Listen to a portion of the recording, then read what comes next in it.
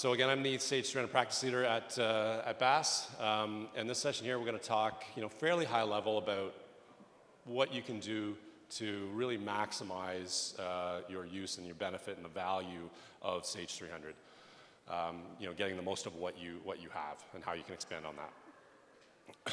So I thought about, sort of some typical customer interactions that we have, and these are some common, themes, things that we hear. So things like, wow, I didn't know Sage could do that, right? This is going to save me some time. I didn't know I could do that already, right? What you're saying sounds great, and they get defensive. People, our clients will get defensive and say, I was just trained by the last person, so I didn't know this stuff. And we always say, look, it's not a criticism. We're trying to show you what you have. You've invested in the software. There's a lot in there, and we want you to make the most of it. So that happens a lot, right? Sage 300 has, I know we could be making better use of the software. There has to be more that the software can do. We just don't even know where to start. And this last one is sort of a personal favorite of mine. Can I export that to Excel? We get that all the time, right? Can I do this report so that I can export it to Excel? And traditionally that's been looked at as a feature, right? You can export to Excel, it's great. That to me is a big red flag, right? When people ask, can I export that to Excel? Because what that means to me is that they're taking data in the software, they're dumping it out to Excel so that they can do a bunch of manual steps with it. I'm a huge fan of Excel. I love Excel. Like I said, I'm a nerdy accountant, right? I love Excel, but it's being so misused, and it's really a detriment because people are relying on it as a crutch, right? To do things that they really should be doing inside the software, or they really should be using some of these other solutions that can automate those steps for you. Because typically export to Excel means I export to Excel, then I sort, and then I do a lookup, and then I filter, and then I paste, and then I do this, and I do that, and you're doing 10 extra steps when the software can just do that analysis for you, present the data in exactly the right format. So the next thought I have is, when we get those sorts of questions, how did we get to this point, right? And so when I think about that, I think about the fact that, and you have to remind yourself, you've been doing this for a long time, that some of these organizations, some of these businesses that we're talking to, they've been using Sage 300, maybe since the 90s, maybe ACPAC Plus. A lot of folks have come from ACPAC Plus before that, from the 80s. That's a long time, right? And that's great that software's been able to service you for that long, but often what happens is the software was implemented 20, 30 years ago. There's been new features, there's been personnel turnover, there's been poorly written, procedure manuals. And so they're still doing things like it's 1989, right? And they're still sort of locked in that old way of doing things. And so even though the software is more capable and there's a lot more options available, there's lots of, a lot more third-party options, a lot more, cloud-connected services, all those things that can do a lot of these things that back in the day you just had to do manually, right? You had to export to Excel. You had to just lean on Excel so hard because you just couldn't do it in the software. So it's important to, revisit that, right, and refresh, and reach out, right? So, I always say, like, we don't have a crystal ball, so the only way we know if you're having issues is if you reach out and talk to us and say, I'm having this issue. And if it's anything that you're doing repetitively, right, daily, weekly, monthly, where I have to do step X, Y, Z, right, step 3, 4, 5, 6, I do this, then I do this, then I do this, right, that's ripe for a process improvement, right? Something that can be done more efficiently. So the other thing we see is that, back in the day, again, ACPAC was accounting software, right? And it's for the guys in the back office, right? It's for the gals in the back office, the bean counters, right? That do the debits and the credits. And we run the rest of the business outside of that, right? The accounting, the stuff that happens in ACPAC or in Sage 300 happens after the fact, after the business has already happened, right? And it's not being involved in the business real time on the front lines, out at the edge of the business. So then the other thing we see is that, businesses change, businesses grow, but the processes haven't kept up with that. They're still doing things the old way. And again, when changes happen and, business moves rapidly, when change is happening, it's hard, right, to deal with that. And it's hard to step back and say, we need to take another look at this. We need to design a new process. We need to look at, maybe we need to turn something else on in the software, maybe add a new module, maybe look at some of these other solutions and plug into what we have. That's hard to do, right? But it's important, it's necessary. What's easy to do, and what we see all the time is double-click Excel, right? I got a spreadsheet for this and a spreadsheet for that and a spreadsheet for that, or I move paper around the office, right? Because that's easy, right? It's easy to do, it's quick to do, but it's not a long-term solution. And what we find is that it becomes a long-term solution. You just, you're busy, right? You got all those deadlines to worry about, and it's tough to step back, but again, it's important to do. Having said that, how do we move forward from these situations where we find ourselves in, where we're doing too many manual things, we're not taking advantage of the capabilities of software? These are sort of the 4 themes I'm going to cover for the rest of the session. Number 1 is use what you already have. It may already be in there, and I'll talk about some good examples of that. The second is when we're looking at extending Sage out beyond the finance function, right? Out to what I call, the edges, the front lines, the edges of the organization, to folks on the shop floor, folks in the warehouse, customer service people on the front lines. We need to think, with a slightly different model beyond just debits and credits and, accounting transactions, right? So we need to change our mindset a little bit. So one of the ways we do that is to start storing more than just the debits and credits in Sage, right? So non-financial information inside Sage 300. So we'll talk about some of the strategies for doing that, okay? And the goal is to extend against Sage 300 out into the organization. So it's not just a finance function, right? It's running the business, right? Right up from the front line. So we want it to be real time, right? We want it to be capturing data as it happens, right? Again, out on the edges, on the front line, so that we're not recording, orders or accounts payable invoices 3 days later, right? Because it just gets dropped in an inbox to the finance function after the real stuff has already happened, right? In real life, we want Sage 300 mirroring what's happening on a minute-to-minute basis as much as possible. Okay. And then the last theme is automate it, right? And there's lots of options now that can just do repetitive tasks for you, right? And so that we're taking the humans out of the equation. And the goal here, right, is to let the technology, let the computer do what it's good at, which is the repetitive tasks, right, the crunching, and free up the humans, right, to do what humans are good at, which is to use your, creative brain power and analyze data and make good decisions, right?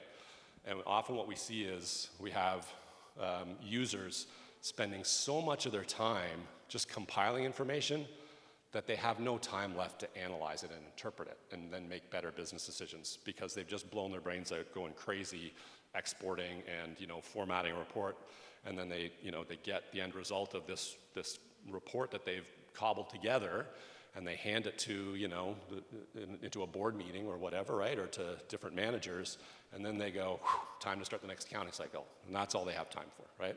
So we want to really leverage the technology and the software to do those things that it's good at so that we as people can do what we're good at. So in the area of using what you already have, I sort of thought of what are the things that we see most often that sometimes, we as consultants take for granted. It's in the software, right? They've got to be doing that.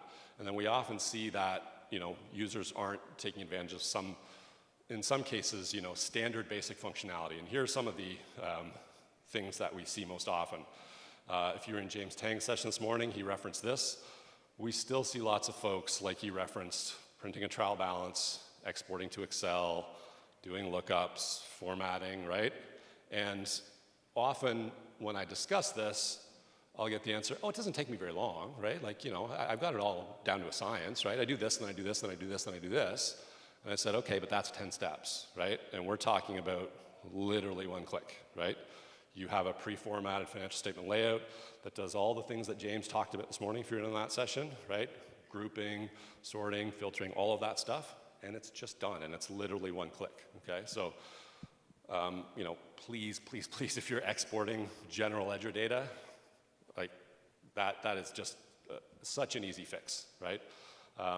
That in particular is something that within about a 2-hour training session, we can, what I say, give you enough to be dangerous, right? Which is, we can give you enough that you can do the basics of maintaining your own financial statement layouts, your own financial reports, and as James referenced again, using those things as a template so that, it's not necessarily something you do every day. You don't need to be an expert, but if you have an example to follow, it's pretty easy to do if you see what's been done before.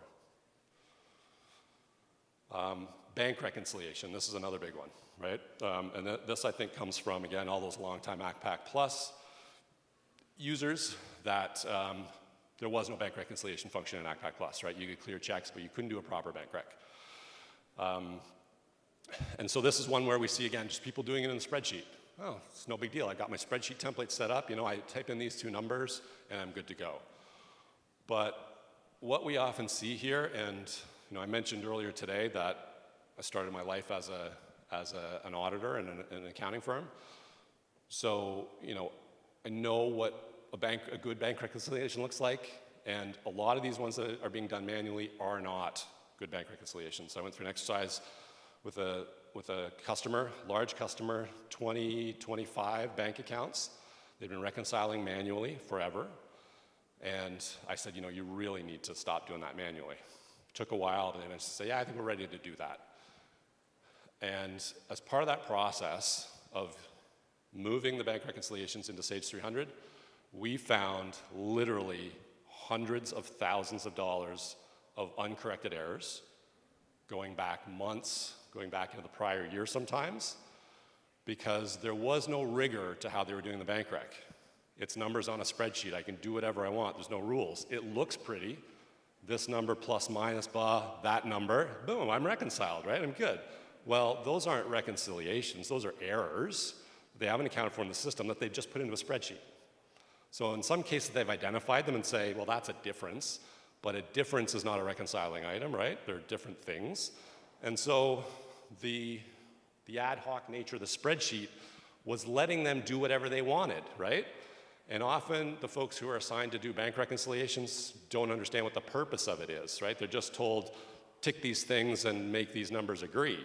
And they don't understand, the proper nature of it. So the importance of using the bank reconciliation in Sage is that it forces you into that business logic, into those rules to balance it properly, right? You can't post a bank reconciliation where you haven't accounted for everything, okay? Where you can do that if you're doing it manually. Multi-currency is another one. We often see people say, I don't have a lot of transactions. I just have a few US dollars. I got one US bank account. The multi-currency in Sage 300 is very good, and it's a fairly simple setup. And once it's set up, it just runs itself. Okay, so it's well worth setting up, even if you don't have a lot of volume. Tax allocation and tax tracking, that's another big one. We often see with nonprofits.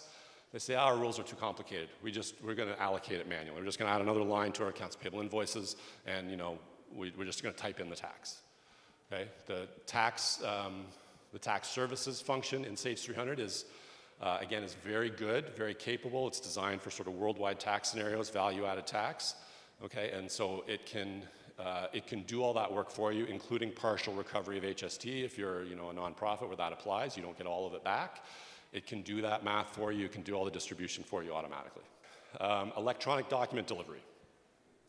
So that is a relatively new feature in Sage 300, right? Where you can start blasting at things electronically, things like purchase orders, accounts receivable invoices, statements is the big one. And this is really a bit of a mind shift, again, for people who have been doing it a long time. What they often ask is, can I store an email address for a customer in Sage 300? And the answer is yes.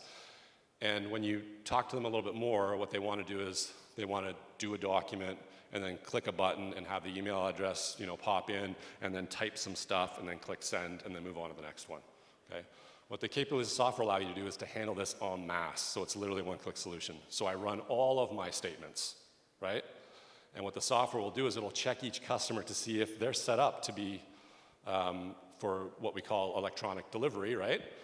And it'll automatically email that document out, right? And so if you do a statement run of 500, 1,000 statements, it's literally one click, and then you just let it do its thing. It'll email the ones that need to be emailed with the mail merge, right? Filling in their contact information, whatever you want in there, and then it will print the ones for the customers that aren't set up for email document delivery. Okay, so it's a little bit of a change in thinking, again, to get to that idea of automation, getting in the software to do the work and not doing things one by one. Retainage and holdbacks, that one's a little less common, but even for customers that aren't necessarily using job cost, you can use the retainage and holdback functionality. I had a customer that I worked with recently. They have 20 long-term care homes, and they're not a job cost operation, but they're going through this huge capital process of renovating all of these homes, and they're spending millions of dollars, right, from these construction firms, large engineering construction firms, and they're just wanting to keep track of the costs, and they are getting invoices with holdbacks on them, right? And so what they had been doing was just doing that manually, right? And then it was a nightmare to reconcile when the holdbacks came due. We turned that on for them, and now Sage 300 tracks and reports the retainage, adds the tax on automatically when it becomes due, and they just pull it into payables when it's ready, instead of having to rekey them. Payroll is another one we've seen. Anna's here, right? A lot of folks just don't realize that Sage 300 has an integrated payroll solution, okay? For both Canadian and US payroll, and is very good, very capable, and it is tightly integrated into the rest of Sage 300, so into the bank reconciliation function, for example, and into the general ledger. If you're a nonprofit organization and you have folks who work on different initiatives, different funding sources, different projects, and you need to allocate their time and cost their labor and their wages across those multiple cost centers, it is excellent at doing that, and it will give you full costing. So not just their wages, but all of the benefits, all of the statutory, the employer portion of statutory deductions. Those will all get allocated as well to different cost centers. So if you have somebody splitting their time 50-50, then you'll get the dollar of labor plus the CPP, company portion of CPP and EI, all getting split on that same basis. A couple of other minor ones, people who are using operations with inventory, built-in serial and lot tracking. So again, we see occasionally clients that are doing buy-sell operations, but the serial and lot tracking, again, that's not a debit and a credit, it's not a financial thing, it doesn't flow into my receivables, that's a warehouse thing. We'll let them track the serial and lots in a spreadsheet, okay? It can be done directly and fully integrated into the transactions, the inventory transactions. And then finally, purchasing is one that we see where we do general ledger and accounts payable, but if there's purchase orders that need to go out, we open up our spreadsheet, we got a nice little template, and that's great. Oh, it doesn't take me very much time, okay? But we don't have visibility into the POs that we've issued, right? We can't track them. And then when the payable invoices come in, we're rekeying all that information rather than just matching against a PO. Okay, so in the area of storing and accessing non-financial data, some things that you can look at that can help you there. Optional fields. I don't know if any folks have used the optional fields functionality in Sage 300. Again, it is very good. Unlike what you'll see in some applications where, on a screen they'll give you, you can add an extra date field and you can add an extra, number field, and that's it. Maybe you get 4 optional fields that you can add. With Sage 300, it is unlimited. It is universal. You can attach it to virtually any screen. Properties of a GL account, properties of a vendor if you want to track certain properties, properties of inventory items. You can do it at the transaction level as well, so detailed transactions.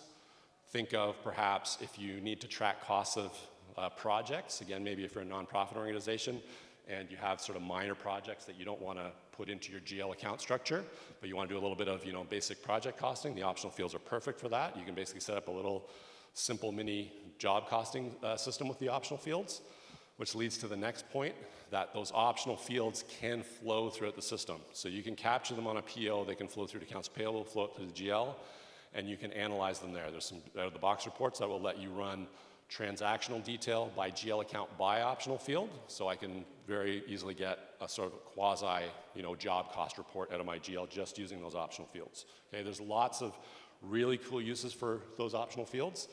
I'll give you one quick example. Probably going to be short on time here. A customer that I recently worked with is a network of daycare centers. They run the daycare centers that operate in all the local public schools. So not a huge budget, but what they needed to do was have a way to efficiently bill parents for the their kids at the daycare at daily rates. And so at first we said, no problem, we'll set up the accounts receivable, we'll set up recurring charges, it's a standard billing every month, boom, you'll email them out, it's all good, we'll do pre-authorized debit, everything's good. And then we dug a little deeper and they said, well no, people sign up for different age groups, they sign up for certain days of the week, and there's more Fridays in a January than there is in a February, so the billing changes every month. So we were able to store all of that information about the customers, i.e. the parents, in optional fields in accounts receivable, children's names, birth dates, what site they're attending, what age group they're at, because the different age groups had different rates, what days of the week they attend. Some parents drop their kids off Monday to Friday, others only need them, Monday and Thursday, right? Some in the morning, some in the afternoons, right? It's a whole hodgepodge. So we were able to store all that information in optional fields in the customer, all inside Sage 300. Then we created a simple little elegant customization that pulls that data out, calculates the billing, and then we push it back in. Okay, so that's a good example of leveraging those optional fields. I'm going to quickly run over optional tables. So that is an add-on product that takes that optional fields to the next level. So if you need sort of multiple entries per optional field, sort of historical information or say budget information at the customer and product level, there's a information manager from Orchid will help you do that. Comments and notes. So there are comments, historically dated comment fields in Sage now where you can track comments for customers, for vendors, for payroll employees now, if you have that. There's also a pop-up notes function, so if you want something that's more sort of in your face as a reminder, so anytime I access this customer, I want to be made aware of this, or anytime I access this vendor, whether I'm doing an accounts payable entry, whether I'm just looking at the vendor profile, or whether I'm looking at inquiry history, then there are notes functions that will sort of pop up and again be in your face, right? That's a great collaboration tool, so if someone's working on it and wants my colleague down the hall that whenever they call up this vendor, they want to see that note, then I just type it in the system, it pops up every time they access it. Okay? There's a built-in notes function. There's also a sort of supercharged version, again from Orchid, very nice product. And then the last one, attachments. So again, it's pretty easy to have a folder on your file server and go hunting for contracts, copies of invoices, whatever it is you might want to store. Again, this is not native to Sage, but again, the folks, if you go visit the Orchid folks, it's a really slick solution that allows you to associate document attachments with really any screen and combination of data in Sage. So what does that mean? I can store, vendor, like a vendor contract that they've signed with the vendor record, and that can pop up every time I go to do a transaction against that vendor, okay? I can also store transactions, maybe backup supporting documentation for a journal entry that I've made in a spreadsheet and have that pop up right beside the screen I'm doing the entry on, okay? The other thing that's really cool about that is it's not burying those documents inside the Sage database. You can store them on your file server, you can store them in the cloud in OneDrive or Google Drive or SharePoint, okay, wherever you like. And what the software does is it organizes them so that whether I attach it using Sage or whether someone who's not a Sage user puts it in the right folder, it'll just show up. Okay, it's a very slick solution. Okay, extending Sage 300 beyond the finance team. So I'll just touch on this really quickly. Hosted Sage 300 in the cloud, web screens. We talked about that a little bit earlier. That's a pretty in-depth topic, but again, it's a good way to be able to push Sage 300 out to folks who aren't traditional, Sage 300 users, maybe aren't familiar with the interface. Okay, there are web screens now that are getting better and better all the time. More and more functionality is being added to those web screens. So there are specific cases where you may be able to do, web screens for certain users. Okay?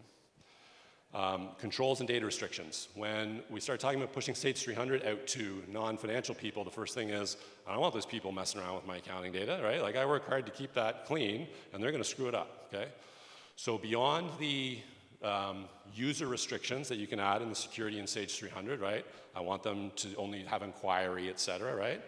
There are also now some good tools for data restrictions. So not just what screen can they access and can they post and inquire, but I want to limit them to this department or this set of GL accounts, okay?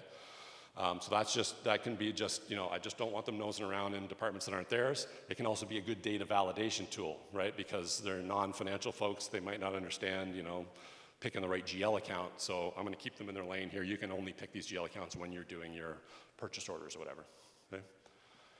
Sage CRM, again with Sage 300 web screens, that's a good way again to push Sage 300 financial data out to customer service type people.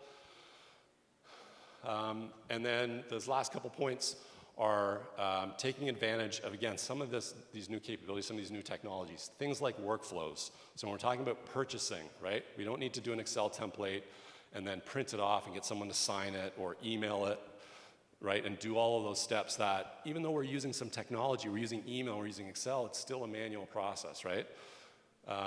There's a session in here, it might be next, I think, on Sage AP automation. It's the big topic right now with COVID and everybody working remotely.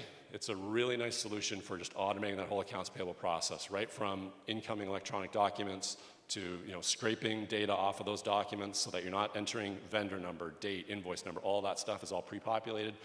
Go straight into workflow, can be routed wherever you need it to be routed, all in the cloud, all electronically, okay? And at the end, it just goes right into Sage 300. Okay.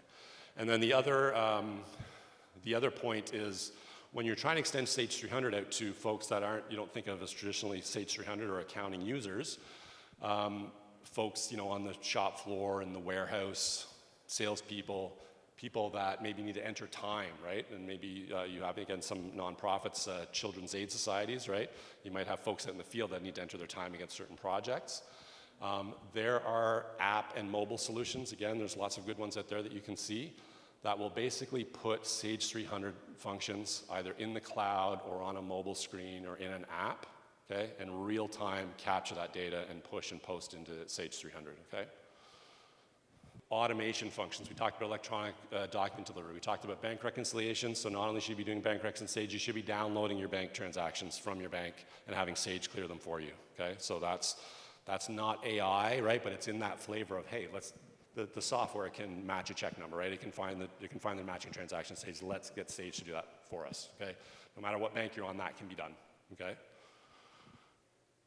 Scheduled transactions, so lots of places in Sage where you can do recurring entries, right? Those sorts of things. Tasks and notifications. If you're doing billing, especially if you're doing recurring billings, the EFT module, which some of you may use for payables, can also be used for receivables. It's really nice to be able to send out a batch of recurring billings and then schedule all the cash that's just going to come into your bank account. You control it. Okay? Much, much better, by the way, than accepting Interac payments from customers, okay? That is a nightmare to enter, track, reconcile, figure out the money that showed up in your account from some random email address that you don't have on file, okay? With pre-authorized debits and EFT, you control it, okay? AP automation we mentioned, vendor portals, quote requests, so all sorts of ways to, again, pull that Sage data into the cloud, use some of these great cloud-connected services to automate these functions and have them all be digital processes, okay? AR automation as well, so if you want to make it easier for your customers to pay you, click to pay, customer portals that they can log into to see their transactions, see their statements real-time, live, okay? Inventory planning and optimization, there's a nice solution for that. So if you're wondering, what do I need to buy so I don't run out of stock? Okay, there's a good cloud service that does that as well. And then again, we have our BAS development team here that can do pretty much anything in terms of customization. So if you have some really crazy, unique need, then Sage 300 can be customized.